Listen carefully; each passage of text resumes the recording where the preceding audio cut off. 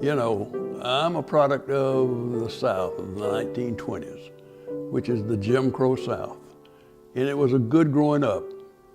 But as you grow older and become more aware of what the Jim Crow laws did, it tends to kind of help you see a better world. You know, we thought it was all good. When I went into the 5th grade, every Memorial Day we would go down and to the Confederate Memorial statue in Newberry, right down there in the city of Newberry, in the center of Newberry.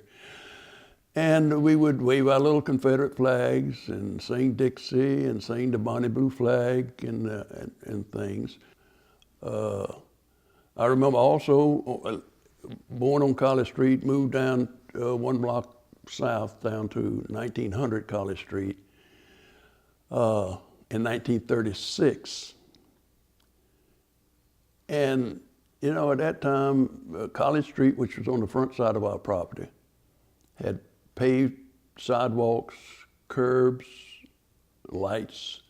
On the back side of our property was Lindsay Street, where a very nice African-American community was. And that street also leads right down to Main Street, Newberry.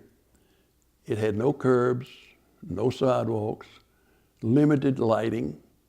And again, that's kind of it was just the way it was in the life and growing up in Jim Crow South. You know, on Lindsay Street, right behind our property, was an Episcopal church, which was an African-American Episcopal. It was not an AME church. But soon after things began to change in the 60s, that church was done away with and evolved into the parent church, St. Luke's. But that was right there on the corner of the parking lot behind the science building in Newberry College now. And catty-corner across that street, this is Cheek Street, is the street beside the house, was the home of the first African-American doctor to ever set up shop in Newberry. Dr. Grant, who was a great fellow. We could be in close proximity, but we really never were allowed by law to socialize. Because I can remember going out on the backside of my house and watching Dr. Grant's son, who had a basketball goal up in his backyard, and watching him across the street. And he had a good smooth shot at that time, but I did not go across the street to participate. He was over there and I was over here. That's kind of the way it was to be. In growing up in Jim Crow South, you had, by law, you had the privileged class and you had the underprivileged class. And, you know, that was just the way the laws were set up. And we always like to pride ourselves by respecting the law. So that's what we in the South did. We respected the law.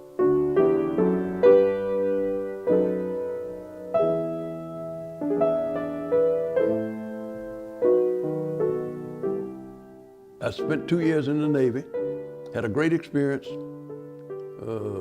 did some very interesting things. We spent most of our experience in the South China Sea. We were the flagship to patrol the Chinese coast, but came back in '46 and enrolled at Newberry. And, you know, the experience at Newberry was rather good. We had an awful lot of veterans coming back.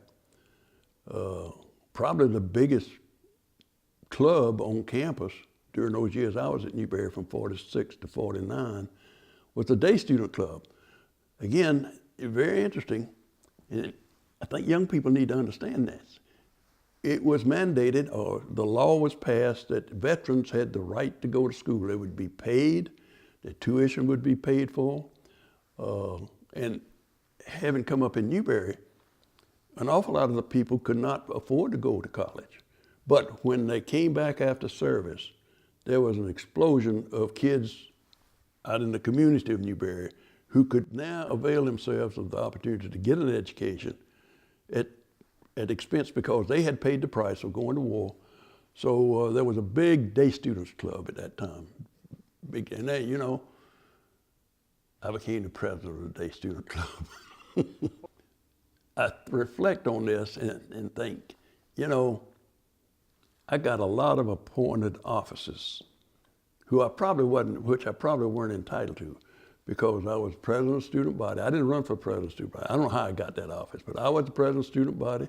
I was the president of my fraternity. I was president of the day students club. I was the co-captain of the basketball team.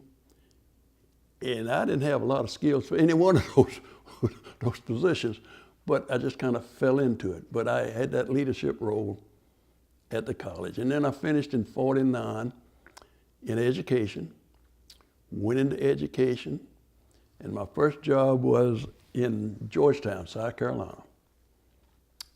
Went down to Ed McClendon was the head coach, and I was going to do a little coaching and teaching math.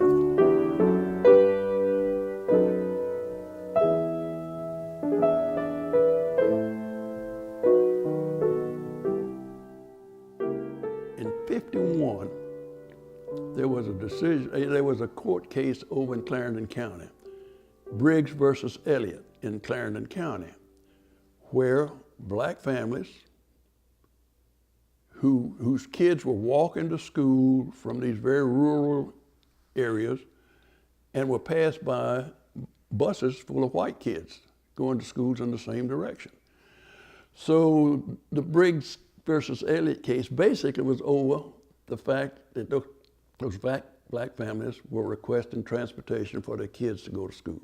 In retrospect, through this whole process of integration and trying to keep up segregation, blacks have never wanted an awful lot. They just wanted to be treated fairly, you know.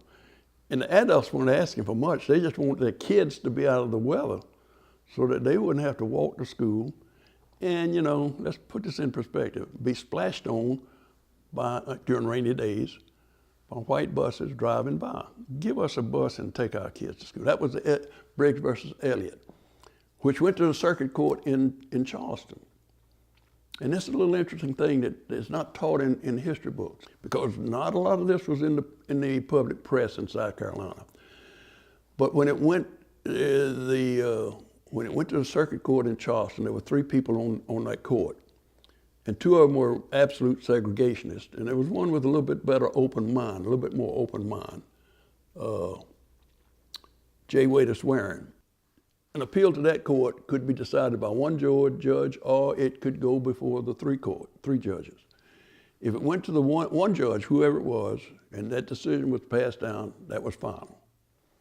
If it went to the 3 judges, and there was one dissenting vote on how that decision came down, and it went through the court cases, and J. Waiter Swearing, who was a native of South Carolina, a native of Charleston, very highly respected, very well educated, a great jurist, he dissented. The 2 other judges said, you know, throw that out, we don't need to deal with that. But he said, he made a statement in his decision that, you know, separate is by nature unequal. The South's position was separate but equal. Keep them separate, but keep them equal. But he, in his decision, his dissenting decision was separate by its nature is unequal. But that case was rolled over into the big decision of Brown versus the Board of Education.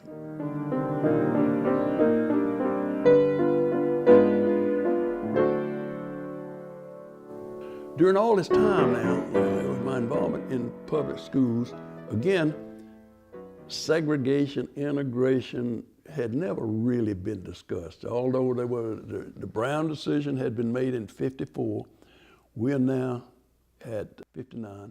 Because the court said at the time they made that decision, you must integrate schools with all deliberate speed.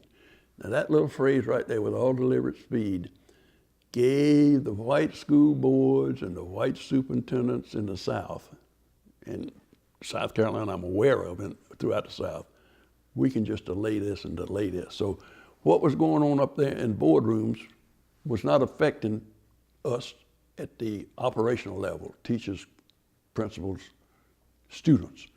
It was just, you know, we'll continue.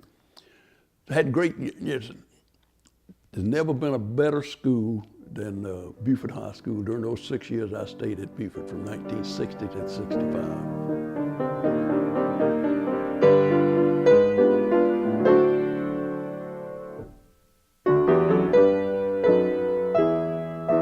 Big change going on in turmoil about integration, voting rights, fair treatment of people, the whole thing. And, you know, for the first time in my office, I had a television, which meant I could really find out what was going on. So I really had the beginnings of some concerns about my experience growing up in Jim Crow South, about the privilege and the underprivileged and the way people had been treated, because I'd really never thought about it until things began to happen in the early 60s. They said, you know, the Freedom Riders, the decision to go into Mississippi to sign up voters, Kennedy becoming president with great hope and great aspirations for this country. The nation was founded by men of many nations and backgrounds. It was founded on the principle that all men are created equal, and that the rights of every man are diminished when the rights of one man are threatened. Today we are committed to a worldwide struggle to promote and protect the rights of all who wish to be free. And when Americans are sent to Vietnam or West Berlin, we do not ask for whites only. It ought to be possible, therefore, for American students of any color to attend any public institution they select without having to be backed up by troops. So there was really a beginning of reawakening of a world bigger than the Jim Crow South.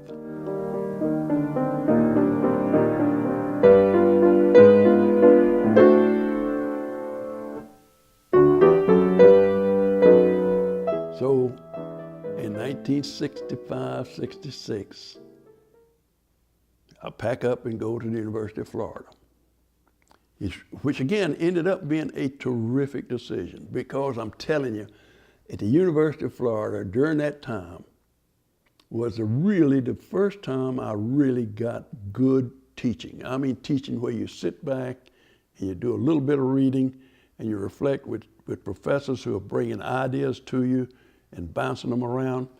And they were just really terrific teachers. Had professors like Kim Wiles, Art Combs, but the two professors I had that really had an impact on me at that time, and this is the mid-60s now, were Hal Lewis and Vince Hines, who could focus in on what was going on in America. They could talk about things like, and make it so meaningful. You know, African Americans left the South during the Great Depression and other times to go north to find better jobs, to Detroit, to Philadelphia, to New York. And those people who were coming back from the north to visit grandmama and granddaddy and cousins and aunts and uncles could not find a place to stay. They could not find a place to go to the restroom. They could not find a place to eat. It was because of the Jim Crow South, which said you can't provide those things for African Americans. But they could make it come alive.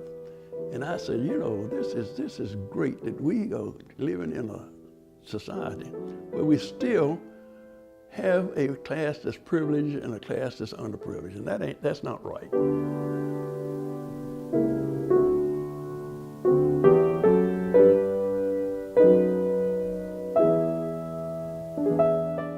While I was in Orangeburg, the Orangeburg Massacre occurred. Again, now I'm beginning to say, you know, there's something wrong with this whole thing.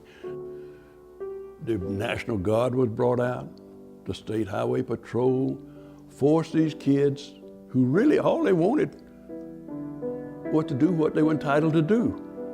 Nothing more. They weren't creating a problem. I know I was in Orangeburg at that time. I know that to be a fact. But there were troop carrier vehicles on the streets of Orangeburg, and they forced those kids back on campus and shot 3 of them to death. And again, you know, you really are beginning to say this whole thing is so damn lopsided and crazy. It just doesn't make sense.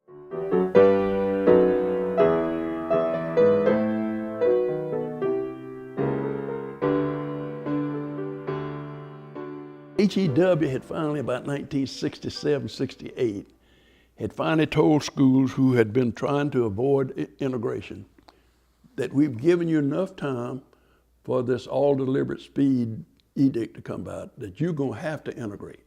You're gonna have to integrate by 1970. You've had enough time to figure this out. And for segregation and desegregation of schools or integration of schools, that was 16 years. But during that time, there were some negative things going on. Well, I was called in 1968, and I had a job that I'd only been on 1 year, so I told him I couldn't take that job right then, but I needed to stay with the group that I had formed in Orangeburg.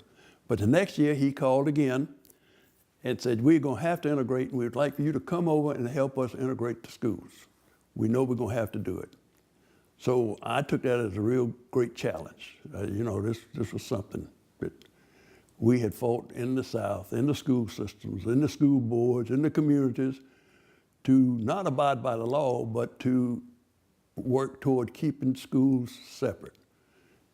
And it was known that it was stated that separate is totally, by nature, unequal.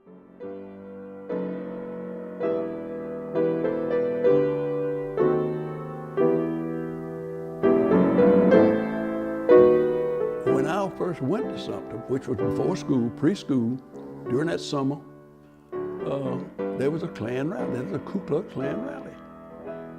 And again, you have to tie this in. It was right before the beginning of school that there was a segment in that community, the Ku Klux Klan, who was sending out a message: we don't want to bring about integration. We don't want to have anything to do with them. It's us, and we're superior, and all of that. But we were to bring people together. And when we met over there, I brought in an old baseball player of mine from Georgetown to be my assistant in Sumter. Reed Swan, great fellow, great fellow. And Ethel Burnett, who was already there. Those were the two main administrators in Edmonds, and I was kind of the head administrator, but also working to bring the two schools together. I happened to be talking with him, and he said that he was looking for an administrative principal. Would I be interested? And I said, well, sure I would. At that time, I was making $8,000 a year, and they guaranteed me $10,000 a year at Sumter, so that was well worth the change in the community. You know, we later found out in this little sit down we had with him, he really wasn't meaning about integration. He really was talking about desegregation, which are two really different things. Integration in my mind, and still in my mind, is that you bring people together in a fair way and equal footing. Desegregation really just means we're going to desegregate, but we might keep people, not bring people together, just desegregate them, which is an entirely different thing. But we were there to integrate schools. I met with the person who had been elected the previous year to be the president of the student body to talk about the plans for the year. This was Alan Johnson, a great kid, who was going to be the president of the student body this coming year, 69-70. And I could tell by meeting with Alan the first time that this kid was right into it. Well, Bill Dufford became my principal that senior year, and he and I interacted very quickly after he received the job, simply because I was in the position as student council president, and we had a lot of plans for a good school year. So we interacted early on during the summer of '69. But at the first teachers meeting we had, we are now projecting that we're going to successfully integrate schools. And one of the ways that we can do that is that we will not use inflammatory types of symbols and symbolism, which at that time were Dixie and the Confederate flag. 82% of that staff was white. And that staff voted unanimously that we would not play Dixie during that school year, and we would not wave the Confederate flag. And anyway, that would be outlawed.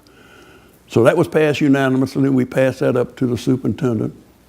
And I'm sure that went on to the board, although we had no communication with the board. We worked through the superintendent.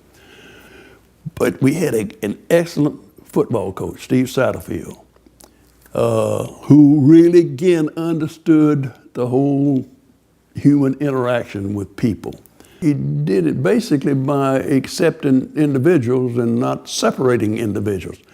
See, we later learned that when these kids were going through freedom of choice over in the junior high school before they got to Edmonds, before we ever got there, they went through hell, particularly when coaches would leave and leave the kids in the shower and dressing rooms, where you had one black kid with about 20 or 30 white kids. They would call all kind of names and so forth. One interesting story, you know, when it comes down to this racial relationships, is that the best player on our team was a guy named C.A. Wilson, and he was small guy, but he had a heart and the athleticism of just a champion racehorse. He was a sweet guy, and he was one of those kids that had African American kid that had been brought over in the almost like the lottery of a few kids that came over. So he was there before the mass desegregation, integration, whatever you want to call it, and he and I both were injured in that 10th grade at the same time, and we both had leg problems. And so I'll never forget it, and this was a moment that changed my life. We were both in this whirlpool, sitting there in our jock straps, getting our legs kind of hydrated or whatever you do on those whirlpools. And it was an October cold, cool day. The windows open. It was the team was outside practice, and he and I were sitting there looking at each other eyeball to eyeball. And he's an intellectual kind of guy. He's a doctor now, and I was trying to make a conversation with him. I'm pretty, verbose, I guess, whatever you want to call it. And I said, and I'd been having a pretty good year too as a defensive player. And I said, I was looking at him and I said, we both have been playing good, I guess. I said, what's it like in your life? What's it feel like when everybody's saying, hey, way to go, the way you are when you get attention as a player? He says, it's good. He says, it's really different. He says, it's a lot different than it was last year. And I remember, and then he said something to the effect, he said, last year they were chasing me around the school calling me nigger. And I thought, God. So here I am, my white skin in water, his black skin in water. He's eyeball to eyeball to me. I'm probably 16 years old, and he tells me, in this atmosphere that where we're both being exalted, that just months before he was being chased, and it was a humanizing moment that stuck with me forever. But my man Steve Satterfield made sure that those things did not continue during the year we were there. Well, 68 was our worst season ever. I think we won 4 games and lost 7, I believe. And then in 69, we won all of our games. And I think the culture is what really created it, because I didn't realize what Dr. Dufford was doing, but he was always on the sideline, and when I would give somebody hell, he'd go up and pat the guys on the back and say, he's all right, don't worry about him, he'll get over that. So he was able to create a culture there that I had never seen before. But we did some interesting things. We had a good football coach who bought into this whole concept, Steve Satterfield, who also was an English teacher. It's interesting, the football coach is an English teacher. He's an English major. So Steve threw out all the desks in the room that he had been assigned. He went out and got rugs to put on the floor, got sofas and chairs and lamps so that he could turn off the overhead lamps so that they could have a comfortable setting in that classroom. I played music for the students when they came in, and we were able to get some books from the library to find out where that came from in that music and whatnot. So it was an unbelievable thing for me as a teacher of English to be able to do that. And he brought in a lot of paperback books, which had to come through the English department, but he had, it didn't come out of his pocket. So he would take a book and ask the kid to read this book. Here's the book that I'm assigning you. And kids are just kids all the time. This is too much, it's too thick. I can't read that many pages. That's the first thing that enters the mind of a kid when you give them a book. If it's fat, you can't read it. So he'd take the book and tear out the first chapter. I say, you take this first chapter, read that, and come back to me when you get through. And the kid would come back, and he finally got kids who would really want the whole book. He said, no, take this one at a time. So they could handle that. People thought I was crazy, the guy's an idiot, but he supported it. So we moved in with the football team, we got along with the football team, but in the meantime, what we were doing is we were exchanging teachers of the history department at Edmonds were working with the teachers of the history department at Lincoln, and all those departments worked together. We would take teachers from Lincoln and bring them to Edmonds in the afternoons, working on a couple things, working on curriculum, working on getting to know one another, understanding, there were some differences in textbooks. We also combined some classes, particularly those smaller classes that we could do this with. In fact, I remember he came to me and he had 15 guys that weren't doing so well in school, and he put me over at Lincoln High School and taught them English. It's one of the best situations that I've ever seen. The freedom to do some things that you wanted to do. And I remember getting off the bus, leading that group into that hallway there at Lincoln High School.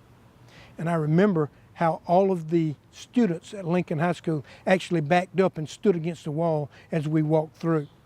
For the first time in my life, I was a minority. It was a great class, and I found out this. Some of those black folk in that class were as smart as we were. I found out that that lady who was teaching that class, she had the knowledge to teach it. What I really found out was this. There were some differences in us. There were differences in culture and so forth. There were differences in the color of our skin, but they were real people just like I was. And it's one of those experiences that I've carried through my life, understanding the feeling to be a minority, understanding that we have to give everybody a fair chance. And that's what that experience, that's what Bill Dufford did for this community when he gave us the opportunity to do that.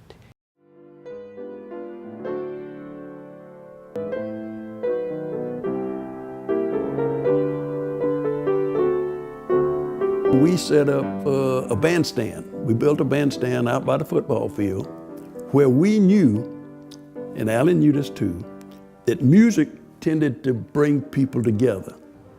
Also, we set up at the cafeteria things where kids could bring their instruments and play music during lunchtime. Students loved it. But I remember it clearly, and we had black bands and we had white bands, and everybody enjoyed everything. I never will forget the drum beat. Once the drum started, boom, ba, ba-doo-ba-doom, boom, ba, ba-doo-ba-doom. You could almost swell up and watch both crowds get in sync and get used to it.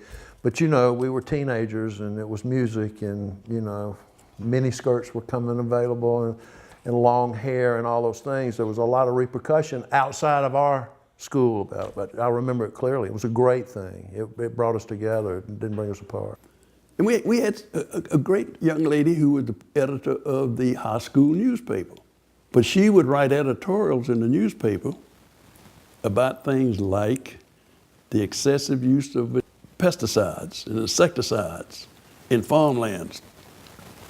And we got a little feedback from that from the community, but that's all right, she was right. She was right. If you go back through history, she was right. She talked about poverty in the neighborhood and how we could look out of the windows of the second story of Edmonds and see abject poverty in it. See, that's pretty crucial to being a part of a group that's going to bring people together.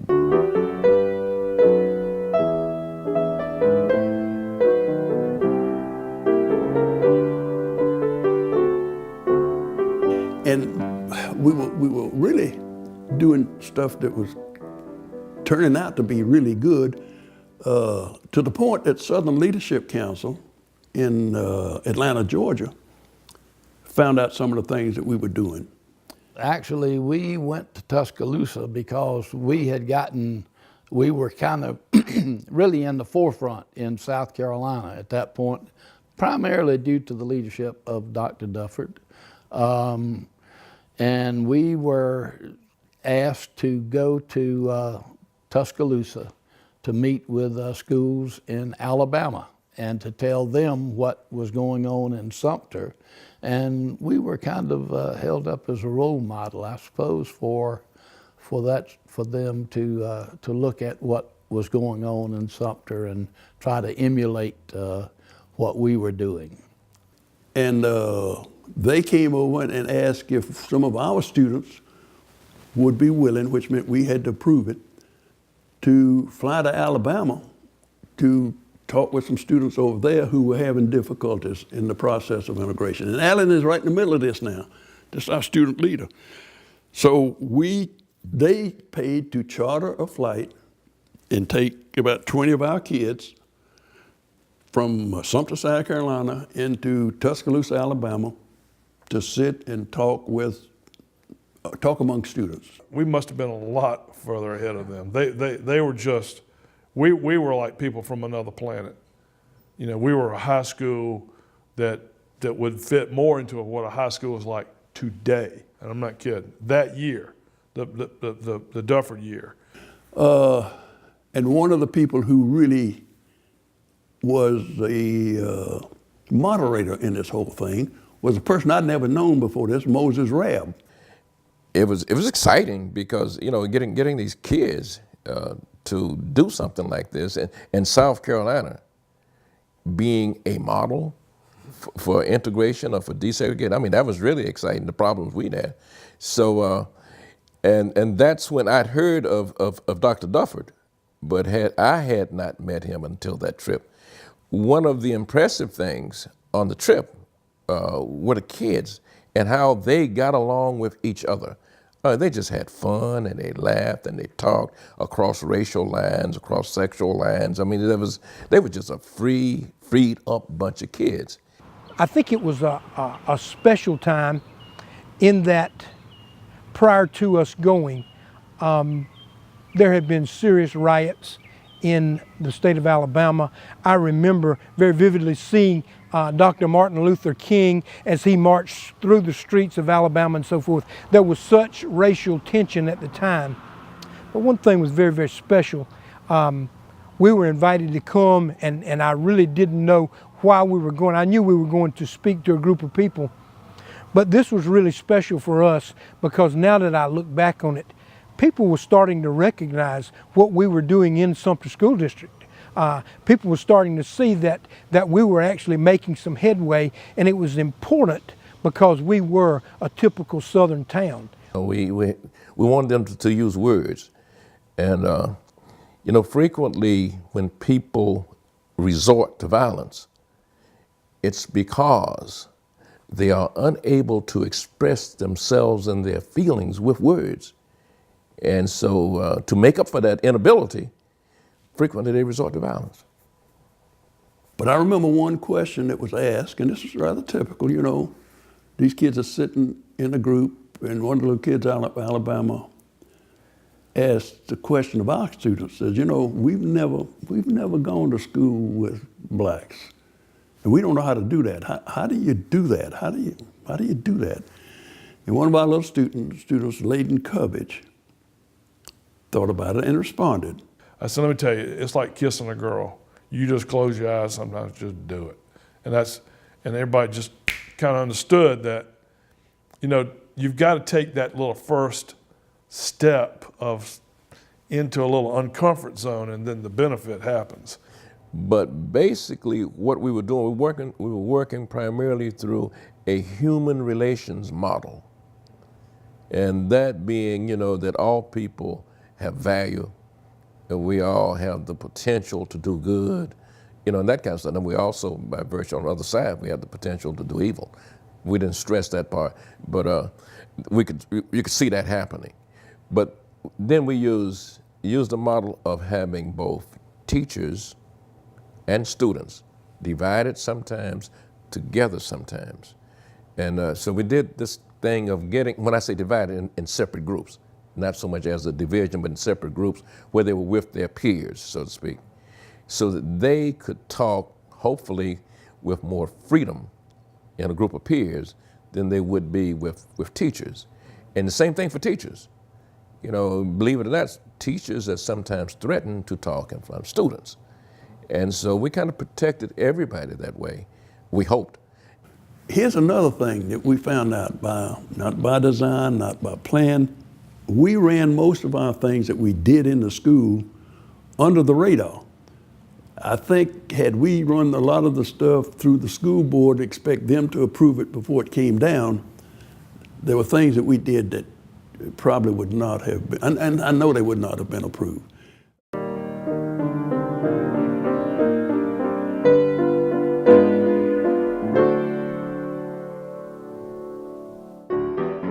Crucial person in this whole process was the person who was the administrator at Lincoln, Earl Von. Earl was a great ally in this thing.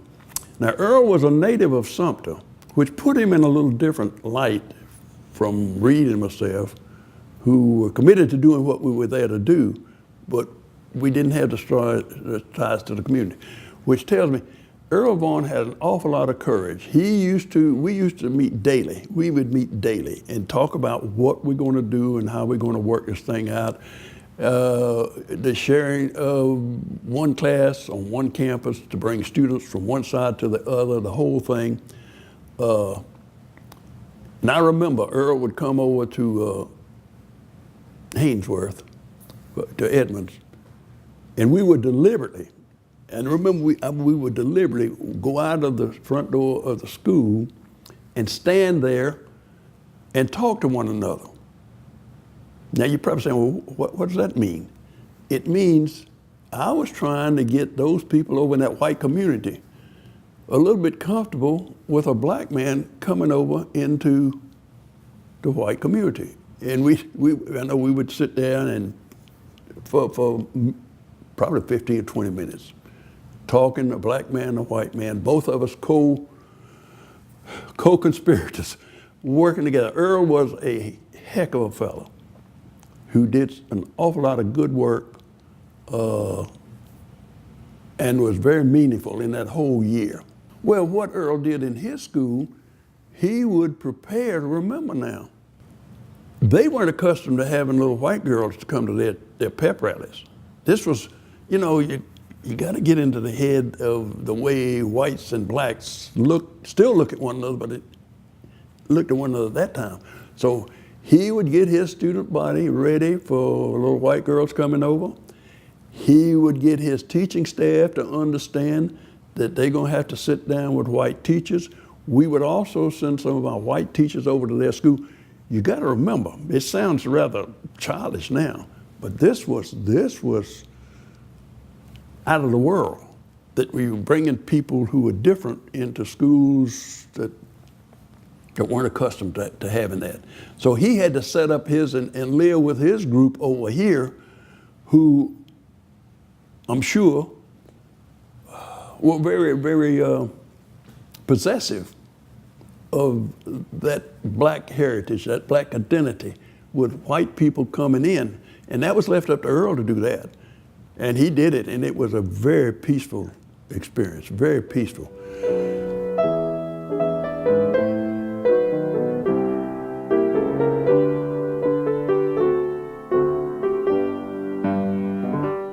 You know, one of the things that was a problem, and still a problem today, was what are we going to, we were going to come together. We were going to have a new school. It was not going to be Edmonds, it was not going to be Lincoln. Okay, what's the name of the new school, and what are the colors, and what are the mascot? Although we'd been working on curriculum and bringing people together and doing some internal things all year, the community looks at what are our colors and our mascot going to be. So, and sitting with Earl, I said, Earl, what are we going to do with this? This is the problem. What are we going to do? And we both decided that one of the ways that we could do it, and we should do it, is for him to put his student council in his library over at Lincoln, the black school, and I would get our white student council with Alan Johnson and his group and bus them from the white school over to the black school, and those two student councils, Lincoln Student Council and the Edmonds Student Council, met in their library. And we went in, Earl and myself, and I think I'm the one who made the comments. I said, you know, we're going to come together next year. There's going to be one school. And we don't want anybody to feel like they're left out. We want everybody who's coming into this new school to feel like they're part of the school. And Earl, Mr. Vaughn and myself have a problem. What are we going to name the school, and what are going to be the colors, and what are going to be the mascot? And we need your help in making that decision. And Earl and myself turned around and walked out. We were all in the library at Lincoln High School, and it was the two student councils that met together to try to make some decisions. And after we began, the principals and the administrators from both schools actually got up and left. It was there that we put our heads together, we worked together and came out with a new name for the school, with new school colors, and also with the mascot for the school. And so when the cards came down, like deal points in a negotiation, the deal points went pow, pow, pow, pow. So it was kind of interesting. It was, you could see that the other side had prepared their deal points. We had ours. And when the cards went down, it was like a card game, pop, pop, pop. So it was, that showed, I remember that feeling. I remember like, yeah, they were ready. Now that was the first time those student councils as a body had met together. And I don't know, to this day, I have a feeling I know, but I don't know who took over that meeting. I don't know how they organized it.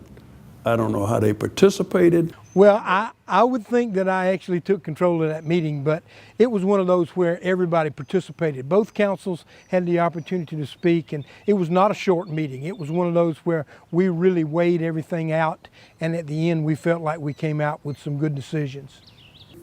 But after a couple hours of those two student bodies, now we're talking about close to 80 to 100 kids, two student groups, came back and said, what our suggestion is, this is the black student body president and the white student body president, that we not call it Edmonds, we not call it Lincoln, it'll be Sumter High School. That'll be the name of the school. And since General Sumter, and this is, kids are so smart, Since General Sumter in the Revolutionary War was known as the Gamecock, the mascot would be the Gamecock. Well, that also happened to be the mascot for Edmonds, so that settled that. And since that, at that point, we'll use the colors from Lincoln, which were blue and gold. What a compromise. What a feeling to bring you. We're not going to name your school after either one of these two schools. It'll be Sumter High School. We'll use the mascot from the white school and the colors from the black school. Bring them together. We just worked it out. Everybody sat, everybody had an opportunity to contribute, and at the end of the day, we came up with the decisions. They did it all. I mean, we didn't do anything other than say, good job. And Dr. Dufford patted them on the back and that sort of thing. But when we went to it was a test to get it through the Board of Education and that sort of thing. Well, Earl must say, you know, that's a hell of a damn compromise. That sounds great. But if you and I take that to the board, they're going to think it was our idea. So what we did, we got those two student leaders and asked them to go to the board and present the board their recommendation for the name of the school, the colors, and the mascot for that first year of full integration. That was approved by the board and instituted, and successfully instituted, I might add. And that is true in Sumter today. That's the name of the high school is Sumter High School. It's still the Gamecocks.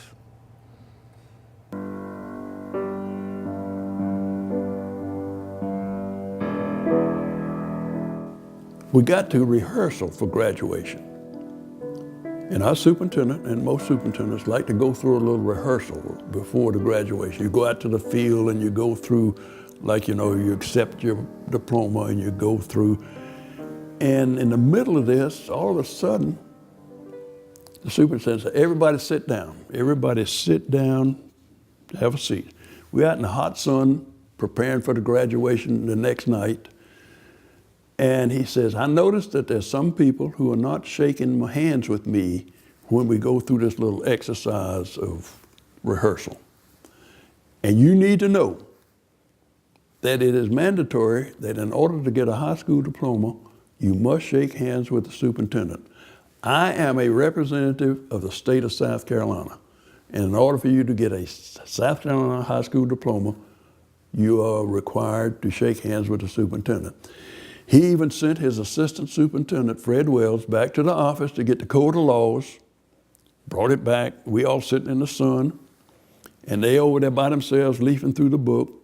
And he finally comes back to the microphone and says, you know, I can't find it right now, but you kids who have not shaken hands with me need to go to Dr. Dufford's office and sign a statement that in order for you to go through the exercise tomorrow night, you will shake hands with the superintendent. So we over there, and one of the people in that group was Michael Harriet. But there were also a couple of football players who were there, who had gone through an awful lot of turmoil and had never seen any request or any attempt by the superintendent to see their side of the issue. He always took, you know, keep them in their place type attitude, keep them in their place. So I think in talking to them that they didn't have a lot of respect because of prior experiences with the superintendent. They had no problem with everybody else. They could deal with that. But they just felt this was a way of showing their lack of respect for a person who had not respected them over years. But they finally took the paper and signed it. That night at the graduation, those kids did not shake hands with the superintendent. They ran across the field, jumped the fence, and I don't know, but the superintendent, this is the last graduation of Edmonds High School, remember that, which meant an awful lot of people were coming back ceremoniously for the last graduation, because next year, the school's gonna be Sumter. So he turns around and really gives remarks that inflame that whole group about, you know, those kids are criminals, they are crooks, they refuse to shake hands with me. It is required for them to get a diploma. They must shake hands with the superintendent. We will get those diplomas back. Boom. That's an explosive type of message that went out to that group who were there for the last graduation of the previously all-white high school of Sumter. Now, the labor unions, a couple of labor unions over there, the NAACP, all got involved in, you know, the mistreatment of those kids. And the superintendent wrote Shep Nash, who was the attorney for the school board, telling him he needed a statement from a lawyer about the law so that he'd have it in law so that he could pursue some legal means of getting those diplomas back. Well, Shep Nash wrote back and says, you know, Mr. Superintendent, there's no requirement. And in order to get a diploma in South Carolina, you must shake hands with the superintendent. Now, when the superintendent found out that they had not broken the law, they were absolutely within their rights to not shake hands with anybody they didn't want to shake hands with. Might have been a courtesy that they shake hands, but courtesy was not a requirement. He never apologized to those kids. He never, ever apologized to those kids or corrected anything about his statement. When the superintendent tells the community, and it's in print in the newspaper, that there are a bunch of criminals who have just gone through the schools of Sumter, you finally realize, you know, there's no hope. At the end of the year, because I wanted those kids and those teachers who had gone through a very successful year to be acknowledged, at least to know that. So I wrote a end of the year report chronicling everything, not everything, but most of the things that had gone on at Edmonds that year in the attempt to bring in with Earl Von at Lincoln to have a successful school year. And that was printed in the Sumter Item.